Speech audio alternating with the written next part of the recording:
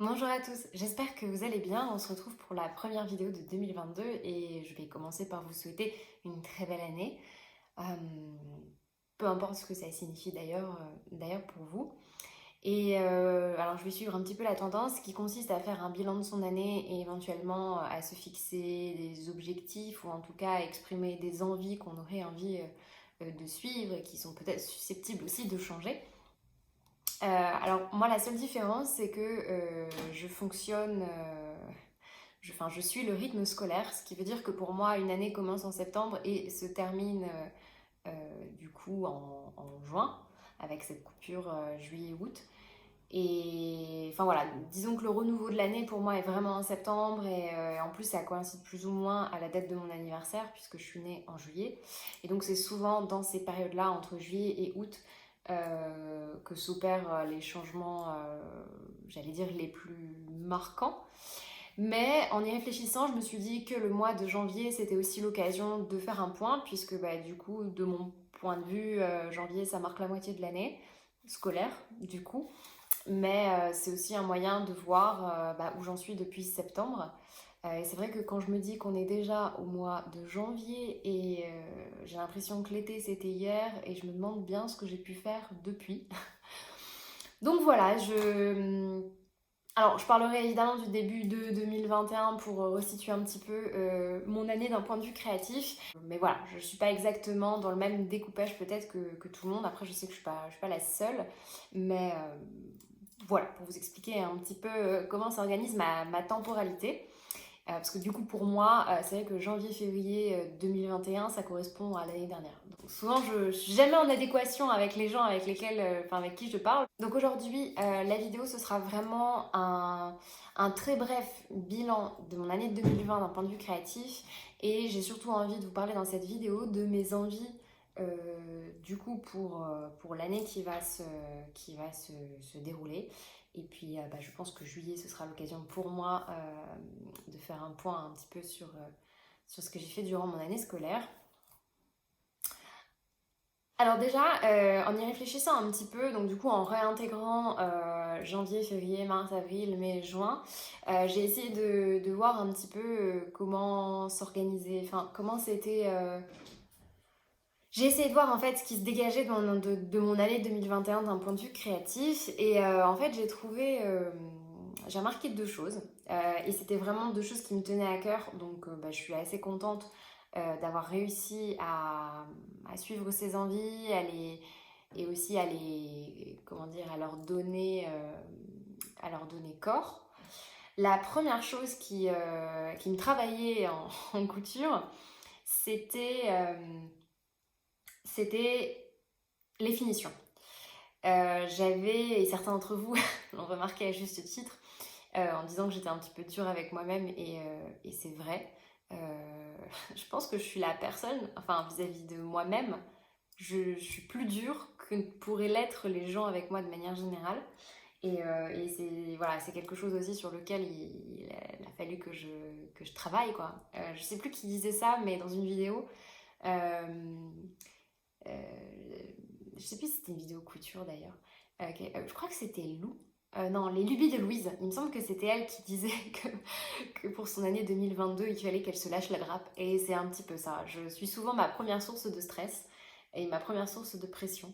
Euh, et j'ai pas l'impression que ça s'arrange avec les années. Donc j'essaye du coup d'inverser un petit peu la tendance puisque j'en ai conscience. Mais du coup, ça va de pair, c'est-à-dire que je suis assez perfectionniste. Alors évidemment, parfois ça prend des proportions extrêmes et c'est le moment justement où il faut que je me calme. Mais la plupart du temps, pour moi, c'est vraiment une qualité, c'est-à-dire ce souci du détail, cette minutie. Euh, Disons que quand on commence la couture, il y a nécessairement des compétences qui nous manquent et en fait c'est normal de rater des vêtements ou c'est normal que nos vêtements au début ne soient pas parfaits. Alors je ne dis pas que mes vêtements aujourd'hui sont parfaits, mais disons qu'aujourd'hui j'ai quand même beaucoup plus de technique et c'est bien normal parce que j'ai plus d'expérience en couture. Et, euh, et, et voilà, tout processus qui implique un apprentissage implique nécessairement des erreurs, des imperfections, et c'est de ça aussi enfin, c'est de là qu'on tire des leçons et c'est comme ça qu'on apprend. Donc ça m'a fait du bien parce que ça m'a remis un petit peu le pendule à l'heure. C'est-à-dire que l'erreur est nécessaire et formatrice, mais c'est quelque chose avec lequel j'avais beaucoup de mal. Alors ça s'inscrit aussi dans enfin, comment dire, dans une vision plus générale parce que moi j'avais à cœur de faire mes vêtements, mais je suis pas capable de porter des vêtements. Attendez, je suis en train de remarquer qu'en fait, comme il fait pourri et qu'il y a la lumière d'allumer et que la luminosité est dégueulasse, en fait j'ai gardé mes lunettes et du coup j'ai l'impression qu'il y a un reflet. Alors je vais les mettre là. Comme je suis myope, c'est pas forcément le plus pratique, raison pour laquelle j'ai avancé la caméra. Je ne sais plus ce que je disais. Oui, en fait, si vous voulez, ça s'inscrivait dans un projet plus général qui était que je voulais réaliser mes vêtements, mais moi, la condition pour que je porte un vêtement, c'est il faut que le vêtement me plaise. Et pour qu'il me plaise, il faut qu'il ait le fini comment on appelle ça, d'un rendu, pas industriel, mais comment on appelle ça, là, les vêtements qu'on trouve dans le commerce, quoi. Bon, c'est un terme qui m'échappe. Donc ça veut dire qu'en termes de finition, en termes d'association, de tombée, tout ça, je voulais que ce soit... Oui, qu'on ait l'impression que ce soit un vêtement que j'aurais pu acheter dans le commerce. Après, vous me direz, c'est très... comment dire, tout dépend de quelle marque on achète, parce que moi, par exemple, je n'ai jamais réussi à m'habiller chez H&M et Zara parce que ça n'est pas pensé, je pense, pour moi. Et tous les vêtements que j'essaye, que j'essayais chez ces marques-là quand j'étais plus jeune, ça ne m'allait jamais. En fait, je trouve ça très beau sur le papier, mais alors dès que j'enfile, ça ne ressemble plus à rien. Alors attendez, parce que maintenant, un petit truc dans l'œil. Bon, donc du coup, je me foutais 2 fois plus la pression parce que je voulais faire ma garde-robe en sachant que moi j'ai quand même une garde-robe, alors je vais pas dire minimaliste, mais elle tient sur un portant qui se trouve à ma gauche et dans une commode, j'ai un tiroir où il y a principalement des t-shirts, un autre tiroir où il y a pull gilet et enfin, je compte pas les culottes et les chaussettes qui se baladent dans un autre petit tiroir, mais concrètement, j'ai pas. Je pense qu'objectivement, on pourrait dire que je n'ai pas une garde-robe minimaliste, mais je n'ai pas tant de vêtements que ça. Parce que j'ai appris à m'en débarrasser, à donner les vêtements usés au relais ou alors à les réutiliser, ou bien à vendre les vêtements dont je n'ai pas besoin, ou alors des vêtements que j'aime bien mais que je ne porte pas. Donc je fais très régulièrement des tris saison, intersaison, etc. Donc d'ailleurs, si ça vous intéresse, je vous laisse le lien de mon Vinted. Et puis éventuellement, s'il y a quelque chose qui vous intéresse et si vous estimez que le prix est trop élevé, même si j'essaye quand même comment dire, de faire des prix abordables, ça veut dire qu'il y a des vêtements neufs sur mon Vinted, des choses que j'ai payées assez cher et qui sont à 50% alors que je les ai pas portées ou portées une fois. Mais bon, si vous venez de ma chaîne, vous devrez quand même l'indiquer dans le message et je ferai une petite ristourne dans la mesure évidemment du raisonnable. Et donc voilà, donc j'ai pas une garde-robe immense et comme je garde des vêtements sur assez longtemps, cette année en fait ça a coïncidé avec le moment où j'ai plein de vêtements qui sont partis au relais parce qu'en fait ils avaient entre 5 et 10 ans et enfin, c'était devenu des locs, quoi. C'était importable, il y avait des trous, couture qui s'arrache. Alors j'ai gardé certains des vêtements parce que je vais les reproduire et que j'y tiens tout particulièrement. Mais donc je me suis retrouvée d'un seul coup sans t-shirt. Enfin j'ai peut-être... je regarde pour pas dire de bêtises, mais ouais, j'ai plus tant de t-shirts basiques que ça. J'avais quasiment plus de chemises. Enfin, les quelques chemises que je mettais, en fait, c'était des chemises à manches courtes, mais que j'aimais beaucoup porter, soit avec une veste au-dessus. Et en fait, les deux sont tombés en lambeaux en même temps, alors que c'était quand même 2 chemises que je mettais très souvent. Enfin voilà, j'ai eu pas mal de choses comme ça, et j'ai eu l'impression du jour au lendemain, en faisant en plus le tri avec ce que je mettais pas, de me retrouver sans rien. Et en fait, je voulais pas acheter de vêtements. Et donc du coup, je paniquais parce que je me foutais la pression, j'arrivais pas à coudre, bon pour d'autres raisons, mais enfin bref, donc c'était un cercle infernal et à la fin, c'est mon mec qui a, voyant que j'étais perdue dans mes élucubrations, qui m'a dit mais arrête de te prendre la tête, achète-toi les vêtements dont tu as besoin si tu sais que tu vas pas les coudre dans l'immédiat et que tu sais que c'est globalement un bon rapport qualité-prix et tu feras ta garde-robe au fur et à mesure et ça viendra. Et à partir de ce moment-là, ça a été un petit peu mieux. Donc du coup, j'ai un peu... Enfin voilà, j'ai dû me racheter, enfin je me suis racheté les vêtements dont j'avais vraiment besoin et que je n'avais pas forcément le temps de me coudre. C'est sûr que ça va plus vite d'acheter des vêtements que de les faire.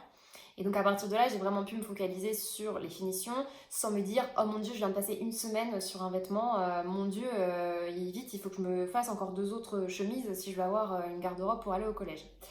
Enfin voilà, en gros c'était un peu ça ma pensée, la pensée infernale qui me hantait. Et voilà, donc là j'ai vraiment pris le temps, y compris sur des vêtements qui ne m'allaient pas forcément au final. J'ai vraiment pris le temps de faire les finitions. Déjà parce qu'en fait si je les vends, enfin pas pour vendre le vêtement fait main, mais pour récupérer au moins, enfin espérer récupérer au moins le coût du tissu ou de récupérer un petit quelque chose. Même sur un vêtement fait main, en fait, je me dis si je récupère 5 euros bah, ou 10, bah, c'est toujours 5 ou 10 euros et du coup bah, ça me fait une petite cagnotte et soit ensuite je peux remettre de côté ou alors bah, si à un moment il y a un livre de couture qui m'intéresse, enfin je peux piocher dedans quoi. Parce que là c'est vrai qu'il y a quand même pas mal de projets que j'ai fait cette année qui alors sont des ratés pour différentes raisons et en fait ça me fait mal au cœur. Soit de les mettre au relais parce que je pense que ça va finir à la benne. Euh, mais en même temps, c'est vrai que les gens n'ont pas tellement envie d'acheter du fait main parce qu'ils ont peur que ce soit mal fini. En plus, il y a la question de la taille. Enfin, bon, bref. Du coup, je vous montrerai quand même plusieurs. Bah, je vais vous en montrer deux. Deux projets vraiment où j'ai fait attention aux finitions. Alors, il se trouve que ce sont deux projets que je ne porte pas. Il y en a un que j'ai porté qu'une fois et l'autre, je viens de le finir. Et je sais pas si je vais réussir à le porter parce que en termes de taille, c'est un peu compliqué. Bon, ça, je vous en parlerai dans un podcast couture. Alors, bah, je vais vous montrer le premier. Je vais vous montrer ce que j'entends par finition. En termes de finition, il y a notamment un type de finition qui m'intéressait vraiment, enfin que j'avais envie de réaliser. Alors, il y en a une que j'ai réussi à faire, enfin sur laquelle j'ai travaillé. Une autre où je l'ai en tête, j'ai trouvé les vidéos, les articles pour le faire, mais j'ai toujours pas réussi à le faire. Donc la première, c'est le gansage. Alors ça, c'est mon chat. Donc la première, c'est le gansage des coutures. Je trouve que c'est un fini vraiment pro. Alors parfois, c'est même genre un petit peu... Enfin, c'est vraiment pour soi qu'on le fait. Parce que oui, personne ne le voit. Alors, je l'ai fait sur plusieurs choses. Un short notamment que je vous avais montré, McCall, bon, qui là est rangé dans mes affaires d'été, donc je vais pas aller m'amuser à le déterrer pour la vidéo. Mais j'avais gancé en fait le bord de la ceinture pour qu'on voit pas le surjet. Et comme en plus, je pense que c'est une des réalisations dont je suis le plus fière de cette année, comme en plus le short est, en toute objectivité, très bien fini. Enfin voilà, c'est franchement une des réalisations que j'adore le plus. Et les finitions en fait sont une des raisons pour lesquelles j'adore ce vêtement. Donc j'avais vraiment pris le temps de faire après avoir regardé les nombreuses vidéos de Sewing Clothes, je crois que c'est ça, qui parlaient de gansage dans beaucoup de ses vidéos. Et ensuite, du coup, alors le principe du gansage, si je dis pas de bêtises, c'est simplement en fait de mettre un biais sur des coutures. Je grossis, mais j'espère que je dis pas de bêtises. Et dans cette perspective du biais, j'ai appris à poser du biais parce que je sais pas pourquoi, c'était un truc qui me terrifiait. Et en fait, en décembre 2020, donc décembre-janvier, en gros sur cette période-là, donc début de l'année 2021, j'en avais posé sur une toile de la robe Magnolia de Direndo, enfin que j'avais essayé de hacker, ça avait été un fail total, bon voilà, c'est pas un détail, mais c'est là que j'avais appris à poser du biais et en fait, je sais pas, c'était un des trucs qui me faisait le plus peur, mais c'est un des trucs que j'ai adoré faire. Et depuis, j'ai un peu la maladie du biais. Alors, j'avais acheté du biais Atelier Brunette, magnifique. Et je pense qu'en fait, je vais tout le temps faire ça. Donc, je vais vous donner un exemple d'une robe McCalls que je vous ai pas encore présentée. En fait, toutes les réalisations de couture depuis août, j'étais censée vous les présenter, vous en parler, tout ça. Et puis en fait, c'est des vidéos que j'ai jamais tournées. Ou alors, il y en a une que j'ai tournée que j'ai jamais montée. Bon, enfin, je vous reparlerai un petit peu de l'année là pour l'instant. Donc, vous n'allez pas voir grand chose, mais donc ça, c'est la toile, je vais y arriver, d'une robe McCalls. Je vous remettrai le numéro. C'était une robe que j'avais envie de faire depuis très très longtemps. Et en fait, à l'intérieur, il y a notamment du biais. C'est pas prévu par le patron parce qu'en fait le patron, normalement le haut est doublé et comme moi c'était une toile, je voulais pas passer 15 plombes à faire un vêtement doublé pour qu'au final ça ne m'aille pas. Et j'ai bien fait parce que j'ai eu du mal à trouver ma taille sur ce patron-là. Donc en fait, juste pour tester, j'avais pris un crêpe de polyester. Un des derniers tissus que j'avais acheté à l'époque où je ne savais pas ce que j'achetais. Et j'en ai profité pour faire donc cette toile portable. Et donc en fait, toute la bande d'encolure, j'ai posé du biais. Et j'en ai profité pour en poser. Alors non. Ah oui, c'était la robe Là, franchement, j'avais tout fait. J'avais fait, je sais pas si vous voyez, l'ourlet rouloté, que je n'avais jamais testé sur sur ma surjeteuse. Non, bah, il y a encore des fils qui dépassent. Donc, mais, ah oui, et je voulais tester, j'en ai profité. J'en ai profité pour tester le biais sur les emmanchures. Alors, j'ai pas encore trouvé la technique complète parce que quand on fait le tour, oui, quand on fait le tour, il y a un moment où le biais se superpose et les techniques que j'ai vues, ça suppose d'anticiper le biais dont on a besoin, enfin mesurer combien on a de biais, c'est un coup à préparer le truc et à la fin à être un peu trop short en termes de... Enfin, bon, j'ai fait un peu à ma sauce, il se trouve que ça fait propre, hein. Donc voilà, j'ai une toile en crêpe de polyester avec du biais atelier brunette, donc ça fait très, très joli. Mais bon, ça fait partie des réalisations, je vous en parlerai que je ne porte pas. Suite à ça, j'ai testé aussi sur une autre toile d'une autre robe d'un couture actuel. Et cette fois-ci, en fait, j'ai gancé. Alors, limite, je sais pas si j'aurais dû. Mais c'était pareil. Je me suis dit, bon, bah, tant qu'à faire, autant essayer. J'avais gancé les marges de... Non, pas les marges de couture, sur la fermeture éclair. J'avais déjà vu ça dans des vêtements du commerce. J'avais gancé cette partie-là, en fait, pour que ça fasse un super beau fini. C'était peut-être pas sur la robe en question, pareil que je ne vous ai pas présenté. Je sais pas si c'était la meilleure idée du siècle, mais bon, moi j'ai testé, hein. Et pour vous donner un autre exemple de finition, alors ça c'est un vêtement que je viens de finir. Alors je peux pas trop m'enculer, je sais pas ce que vous allez voir. Donc pareil, c'est une toile et en fait, bah vous voyez, j'ai essayé de refaire. Bon, alors la fermeture est bien à l'envers. Je vous expliquerai pareil dans un podcast couture. Les mésaventures de ce vêtement, mais donc pareil, j'ai refait le biais. Et puis, j'avais envie de tester les manches. En fait, quand on a des manches bouffantes, parfois le bouffant selon les tissus a tendance en fait à retomber. Et j'avais vu pas mal de couturières, oui, podcasteuses, tout ça, et des nanas qui font de la couture et qui présentent leur cousette sur YouTube et sur Instagram, qui parlaient de mettre du tulle pour donner un certain gonflant. Alors moi j'en avais pas, puis en plus ça gratte, donc moi dès que ça gratte je porte pas le vêtement. Et donc en fait, je sais pas si vous allez voir, mais à l'intérieur du vêtement, donc du coup il y a le biais atelier brunette et tout ça. Et pour maintenir ce côté-là, en fait j'ai rajouté j'avais un petit coton magnifique, d'ailleurs je regrette qu'il soit plus disponible parce qu'en fait c'est un tissu qui a traîné, qui à la base devait me servir à faire de l'essuie-tout et en fait je sais pas, j'ai eu une fulgurance et donc le côté rigide fait que le côté froncé de la manche tient bien et en vrai il n'y a que moi hein, qui sait pas, et vous maintenant, mais en gros il n'y a que nous. Il y a que nous qui sommes au courant, mais j'aime beaucoup. J'aime beaucoup ce petit côté, hein, ce détail. Alors, pareil, ici, j'ai juste surfilé. Ah, j'ai même pas surfilé en même temps. Mais, euh, mais bon, voilà. C'est l'art du détail. Alors là, il n'y a rien d'exceptionnel, mais bon, j'étais assez contente. Et pareil, pour la ceinture, elle est doublée. Et donc, à l'intérieur, j'ai fait au maximum en prise en fourreau. Donc c'est comment expliquer ça? Bref, c'est quand vous cousez, ça fait un tube et à un moment, il faut retourner le vêtement. Alors sur une ceinture comme ça, il y a un moment où vous êtes coincé, mais j'ai réussi à le faire au maximum. Et le reste, j'ai fait point à la main pour que justement, on ne voit pas de surpiqûre sur l'endroit. Je sais pas si c'est hyper clair parce que je suis tellement proche, je ne sais pas ce que vous voyez.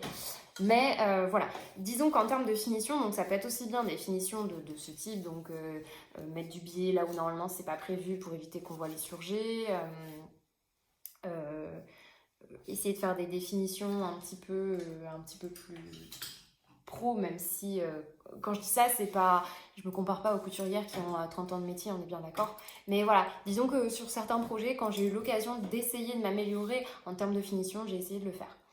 Euh, D'ailleurs, il y a un cours d'artisane là-dessus qui m'intéresse, je pense. Alors oui, bah, celui que vous voyez, voilà, je vous présente mon chat qui va vouloir sortir dans 5 minutes. Donc voilà pour ce qui était de ces finitions. Et la deuxième chose sur laquelle vraiment j'ai travaillé, c'est les associations patrons de tissu. Alors c'est pareil, je pense que c'est inévitable quand on commence la couture, on fait tous et toutes des erreurs d'association. Et je trouve que ça vient aussi avec le temps parce que plus on connaît les tissus, plus on les teste, plus on les touche, plus on les palpe, mieux on arrive à s'en faire une idée. En fait, on se construit une espèce de bibliothèque mentale avec nos propres repères, on teste et en fait, c'est une autre manière d'apprendre. Vous aurez beau lire dans un livre qu'il faut un tissu fluide, etc. Ça n'est jamais pareil que quand vous l'avez expérimenté. Enfin, je trouve que c'est une... Aujourd'hui, parfois, j'ai certains tissus, c'est intuitif. Je me dis, ah ok, ça va aller avec ça. Mais parce qu'en fait, j'ai déjà construit mes repères et... oui, mes repères tout simplement. Et donc, donc voilà. Et j'ai plusieurs vêtements comme ça où je me suis dit, bingo, vous allez dire que j'arrête pas de dire ça, mais c'est comme si je l'avais acheté dans le commerce. Parce qu'en fait, ce dont on se rend pas compte quand on achète un vêtement, c'est que quand on craque sur un vêtement, en fait, il y a un vrai travail de recherche derrière, déjà sur le modèle, sur les détails, sur les finitions, mais aussi sur l'association patron de tissu, et en plus, qui doit correspondre à une certaine saison. Enfin, c'est un travail de malade. Et moi, souvent, je me retrouvais avec des associations qui fonctionnaient pas. Et c'était vraiment quelque chose qui, qui, qui m'embêtait. Alors parfois, la matière correspondait au patron, mais finalement, le rendu du tissu, enfin le motif ou la couleur, etc., matchait pas. Alors que là, aujourd'hui, à chaque fois, quand j'essaye de projeter un tissu avec un patron, je sais tout de suite si ça va aller ou pas, si c'est quelque chose que je vais porter. Donc là, par exemple, typiquement la blouse que je porte, qui est la blouse blondie d'un chat sur un fil, que j'ai présenté dans un podcast, je trouve que l'association de tissu patron, en tout cas pour moi, ce que j'aime porter, etc., c'est exactement... là, c'est un 100%, un 100% réussite de ce point de vue-là. La preuve, c'est que c'est l'un des vêtements que j'ai le plus porté durant l'année 2021, au point que je pense que le vêtement ne cesse de rétrécir, parce que si je me lève... Ah bah non, vous ne voyez pas. Au début, il rentrait bien dans le pantalon. Aujourd'hui, j'ai plus que ça de marge. Et je pense qu'en fait, ça arrive aussi. On ne peut pas prévoir la qualité d'un tissu. Mais le tissu, je pense qu'il rétrécit en fait. Mais tout ça pour vous dire que là, pour ce vêtement, vous voyez, il y avait besoin d'une fluidité pour un croisé, pour les plis, pour que ça fasse beau. Et puis, c'est une couleur quand même qui... je trouve que l'association des couleurs du motif Cette association me va bien, c'est quelque chose que j'ai porté en plus en toute saison. Alors le tissu fait peut-être plutôt automnal, mais ou en tout cas plutôt période, j'allais dire période temporée. Enfin, vous avez compris le principe. Mais la légèreté du tissu fait que je peux quand même le porter au printemps. Enfin, c'est vraiment un des vêtements passe-partout. Et du coup, je l'ai tellement lavé. Je pense que le tissu a vieilli prématurément. Non seulement parce que je l'ai beaucoup porté, et puis je suis pas sûre. Alors, elle a pas craqué la viscose, mais je sais pas combien de temps mon vêtement va durer. Euh, Pourtant, j'essaye de laver ça dans un filet et tout, mais bon, ça, c'est les aléas de la couture. Et enfin voilà, il y a un autre patron de ce type-là que j'ai réussi à associer pareil à un tissu où les deux vont hyper bien ensemble. Euh, mais voilà, c'était vraiment deux choses sur lesquelles je voulais travailler et je pense que c'est quelque chose, en fait, je me suis pas dit à chaque instant c'est mon objectif, mais chaque fois que je faisais un projet, c'est deux choses auxquelles je pensais constamment et bah voilà, c'est en faisant les choses petit à petit qu'au final, euh, on aboutit à ce résultat. Bientôt, donc 25 minutes, ma vidéo Envie 2022 va se transformer en juste bilan 2021. Alors, je vais quand même faire un petit peu le point sur mon année.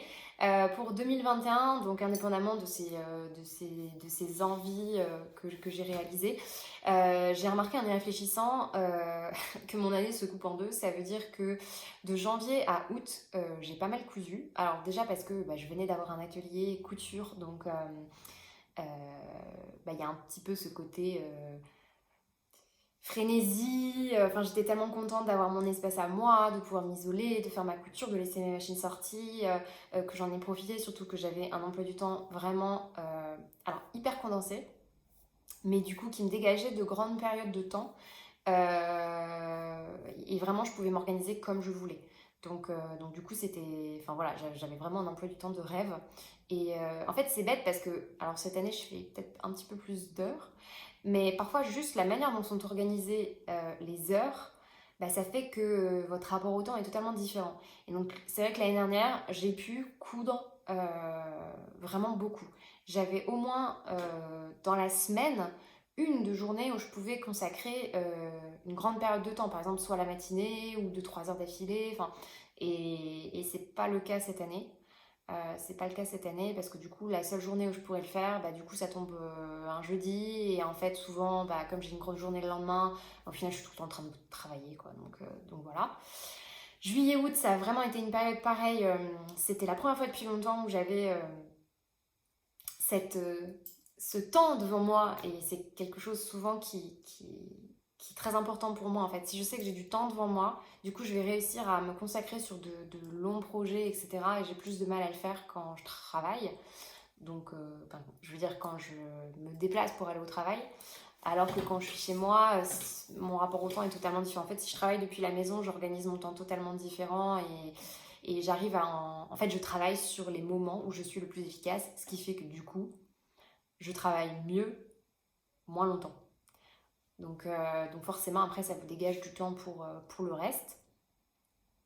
Et donc en juillet-août, j'en ai vraiment profité. Je pense que j'ai passé mon été à coudre. Enfin, je veux dire, indépendamment du reste, ma principale activité a consisté à coudre, coudre, coudre, coudre, coudre, coudre.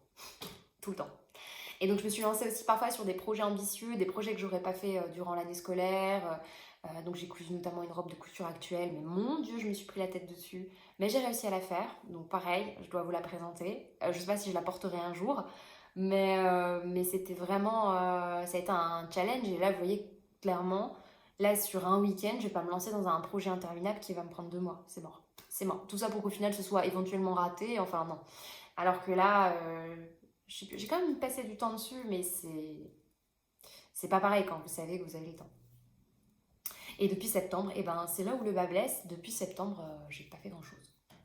Donc j'ai toujours un atelier couture qu'on a aménagé dans notre nouvelle maison. Là, vous voyez, récemment, on a ramené une petite table PFAF. En fait, c'est type les tables Singer, sauf que du coup, la marque c'est PFAF.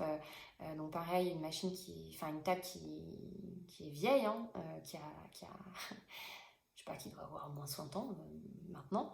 Enfin voilà, j'ai pu organiser mes machines, j'ai récupéré des meubles auxquels je tenais, dans lesquels j'ai mis mes tissus. Mais j'ai pas eu le temps, j'ai pas eu l'espace mental. J'ai un emploi du temps de merde cette année, il faut bien le dire. Et j'ai l'impression en semaine de ne pas avoir de vie. Donc après, je me dis que c'est une année comme ça, mais c'est vrai que de ce point de vue-là, c'est assez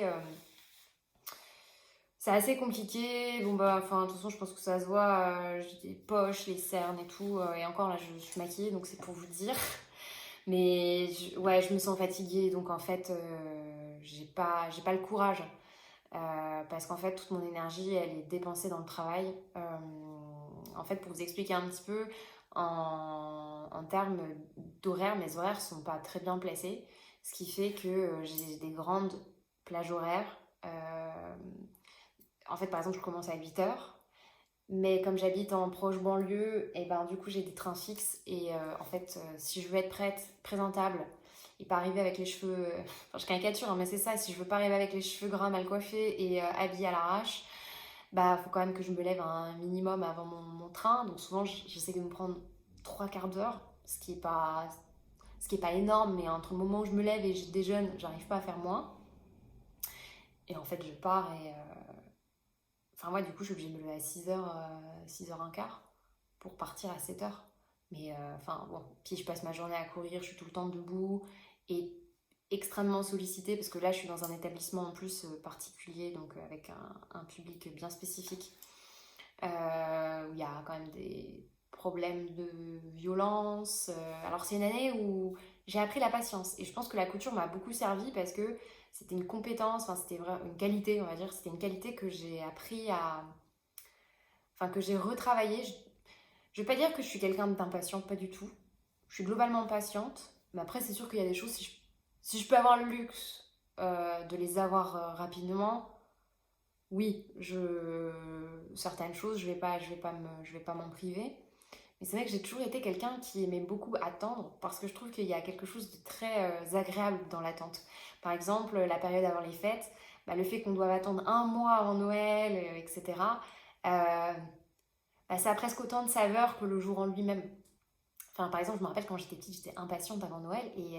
Mais en fait, dans le côté de se dire, ah, on attend, allez, encore 10 jours, encore 9 jours, etc., ce qui paraît une éternité hein, quand on est petit, et ben, j'ai éprouvé beaucoup de plaisir et c'est quelque chose que j'ai gardé.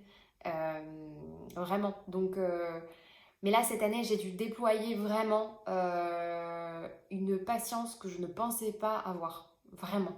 Vraiment, vraiment, vraiment. Euh, mais donc du coup, forcément, l'énergie que je dépense euh, dans mon travail, bah, c'est une énergie que je n'ai plus à la maison. Alors ça m'embête quand même un peu, j'ai pas trouvé de solution. Je pense que c'est une année comme ça, donc il faut aussi que je m'y fasse. Mais c'est vrai que ça a été un petit peu... Ça a été un petit peu dur parce que... alors c'est lié uniquement à ma personnalité, enfin là je vous fais un petit peu un topo de ma vie, mais pour que vous compreniez un petit peu bah, l'impact que ça a eu sur mes passions, et heureusement qu'elles sont, hein, parce que c'est ça aussi qui m'aide à tenir, enfin indépendamment, je vais dire, de ma famille, donc de l'homme avec lequel je vis, et heureusement qu'il est là aussi, mais c'est vraiment, moi ce qui me permet de me ressourcer, c'est du temps passé à faire ce que j'aime, et à être toute seule. Pour vraiment, il faut que j'ai mon rythme. Mais bon, mon rythme, c'est de dormir 9 heures par jour parce que je suis une grande dormeuse et dès que je suis en dessous, je pète un câble, quoi. C'est vraiment comme un téléphone où il reste 3% de batterie. J'ai beau tout essayer, je, je sais que j'ai besoin de beaucoup dormir. C'est comme ça. Ça a toujours été comme ça. Et quand j'étais plus jeune, au lycée et dans les études supérieures, quand je dormais pas assez, en fait, j'étais imblairable, j'avais des sauts d'humeur, mais alors, c'est une catastrophe. Et en fait, j'ai compris que ça venait d'un manque de sommeil. Alors que moi, je dormais 7h30, 8h, je me disais, ça va. Ben non, en fait, 8 heures de sommeil quand vous avez besoin de 9 heures, non, ça va pas du coup. Donc à partir de là, vous voyez, j'essaye de tout bah, de tout équilibrer, sauf qu'il y a un moment où ça coince, quoi. Quand vous commencez, enfin, quand il faut vous lever à 6h, bon, bah, ça veut dire que je me couche hyper tôt maintenant, mais c'est pareil, quoi. Au bout d'un moment, quand vous vous couchez hyper tôt, vous avez l'impression de ne pas avoir de vie, quoi. Quand vous rentrez et qu'il est déjà certains jours 19h, il faut faire à manger, machin, enfin, vous voyez, c'est un petit peu, et j'avais un espèce de cercle compliqué, quoi. Il y a certaines journées où on va dire que l'engrenage fonctionne pas très bien, quoi. Bon, après, c'est une année comme ça et il faut juste tenir. Mais ce qui explique que la couture, forcément, en a pâti. Déjà parce que je trouve que se plonger dans un projet couture et un projet tricot, c'est pas du tout la même énergie. Un projet couture, on va l'avoir plus vite, mais ça, je trouve que ça demande vraiment beaucoup plus d'attention, euh, de la minutie. Faut réfléchir à plein de choses. Le projet, le tissu qu'on veut, avoir tout le matériel. Ah ok, il faut découper le patron. Enfin, il faut quand même un minimum d'organisation. Enfin oui, enfin, faut décalquer le patron, faut le couper. Faut repérer sa taille. Peut-être que ça va pas aller. Ah donc il faut grader. Ah mince, j'ai plus de. Enfin, vous voyez, j'ai plus de fil. Ah, faut que j'en rachète. Ah mince, je voulais surjeter, donc il faut que j'ai un fil de la même couleur. Enfin, moi, c'est parce que j'aime bien surjeter de la même couleur. Donc, c'est sûr qu'avec tout ce que je me mets, ça veut dire les finitions, ceci, cela. Bah, c'est sûr que du coup, pour moi, créer un vêtement, c'est pas fait en 2 heures et salut, hein. En plus, j'aime pas forcément, j'aime pas coudre pour coudre. Moi, j'ai envie que dans un projet, tout me plaise. Mais donc voilà, raison pour laquelle, bah là, depuis septembre, je pense que si j'ai fait 2 projets, je pense que c'est ça. J'ai cousu 2 choses. Donc c'est pas énorme. C'est pas énorme. J'ai fait une chemise et j'ai fait cette robe qui du coup est devenue une blouse. Ah, j'ai fait un short. Ouais, non, j'ai dû faire. Non, pardon. J'ai fait 4 choses. Un t-shirt pour mon mec, donc un basique, donc ça va vite. Mais j'en ai profité pour soigner les finitions. Euh, ouais, une blouse, une chemise et j'ai fait un short qui ne me va pas mais que je porte quand même vu que c'est un truc de pyjama. J'ai fait un short Burda, je voulais tester, j'avais besoin de pyjama. Et voilà, sinon j'ai une liste de projets dans ma tête, des choses, j'ai les tissus, j'ai déjà les associations, mais juste, j'ai pas l'énergie de m'y mettre. Donc, du coup, ouais, c'est... Donc pareil, ça fait partie de... Tant pis, c'est comme ça, et ça m'ennuie un petit peu parce que je me rends compte vraiment que mon côté créatif, c'est vraiment quelque chose dont j'ai besoin, et que, en fait, en termes de jauge, si j'ai pas le sommeil, si j'ai pas la bouffe, pour moi la nourriture c'est très important aussi, et si j'ai pas comment on appelle ça, ma jauge se ressourcer, donc grâce à la créativité, à regarder des séries, des films, etc. Si j'ai pas ça, je pars en cacahuète tout de suite. Tout de suite. Ah, et le sport aussi, mais bon, ça c'est plus, ça va avec se ressourcer. Et c'est vraiment 3 choses sur lesquelles je ne peux pas négocier. Et donc dès qu'il y a une jauge qui est un peu dans le rouge, ou même qui passe dans le orange-jaune, enfin jaune-orange, ça commence à pas bien aller. Pas bien aller. Voilà. Plus tout ce qui se rajoute de l'extérieur. Enfin, je suis loin d'être la seule et voilà. J'essaye quand même de tirer du positif de tout ça, mais c'est. Voilà. Tout ça pour vous expliquer pourquoi la couture ça a été compliqué depuis septembre. Donc voilà, en fait, ça fait 6 mois, 6 mois. On peut dire que ça fait un bon équilibre hein, sur l'année. Que dire d'autre? Que dire d'autre? Bah non, voilà, je pense qu'on peut peut-être passer à mes envies, même si ça fait 38 minutes. Euh, alors, ce que je vous propose, c'est que on va s'arrêter là. Ça, là, ce sera la rétrospective 2021 en mode réflexion. Et ensuite, je passerai à mes envies pour 2022. Mes envies. Et je vous ferai quand même peut-être une rétrospective sur les vêtements que j'ai cousus dans l'année 2021. Bah, quel est ou quels sont ceux que j'ai le plus portés? Quels sont ceux dont je suis le plus fière? Est-ce que les vêtements dont je suis le plus fière, c'est ceux que je porte le plus ou pas? Est-ce qu'il y a des vêtements que je n'ai pas portés et pourquoi? Euh, je pense que ça peut être intéressant. En tout cas, moi, j'ai envie de le faire pour voir un petit peu ce que ça donne. Et ah oui, bah non, ça fait partie de mes envies, donc je vais peut-être pas en parler tout de suite. Ok.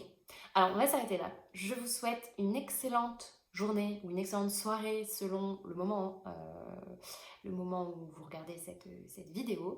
N'hésitez pas à me partager dans les commentaires, bah, vous, votre bilan créatif. Alors, pas forcément que couture, si vous faites du tricot, si vous faites de la broderie, si vous faites je sais pas quoi, et ben de la peinture. N'hésitez pas à me dire un petit peu, vous, votre année 2021, comment elle s'est déroulée, qu'est-ce que vous avez réussi à faire, qu'est-ce que vous n'avez pas réussi à faire aussi, parce que je trouve ça tout aussi intéressant. Hein. Moi, il y a pas des objectifs, des choses que j'avais envie de faire et que j'ai pas eu le temps, des choses que j'ai pas priorisées, mais c'est pas grave, hein, c'est normal. Et voilà, et sur ces belles paroles, et ben, je vous dis à très bientôt pour une prochaine vidéo.